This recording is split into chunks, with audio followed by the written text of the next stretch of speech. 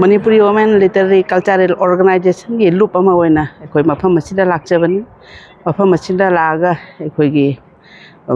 iramdam che laga mayam sine ekoi bo tawiramba nungsibiba mafam khuding dai ekhoina heilei kachaba phangjaba punamak che ekoi jamna haraude thamoida penjei ro ai jamna nungaiba phaujei khoi Manipuri Women Literary and Cultural Organization khuja Assam dagi mi ima taruk lakbani patriotic artists from Manipur gi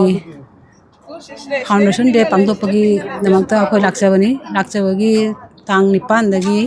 ngasi jogau khongthang khuding khongchat khuding gi jamna nungaibam phauri thaina pai pugi kubam yam se ubada sung khoi gi thauna yam se ubada khoi jamna harau jai pukning da thauna happy tung da su ipai bu singi kubam hingse khoina mafam da Manipur gi mapan da su khinba ngamjage bokhoi mitam ase khinba ngamjaga ina asha tawjari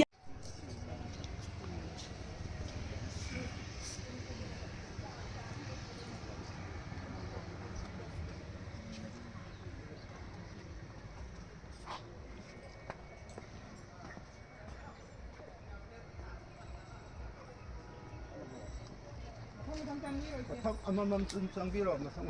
kendal lo jingay da kapiro sa dum kulli balak sa wai matam hawai na pon ta ikha ga iram dam siri in sing makum le ko sing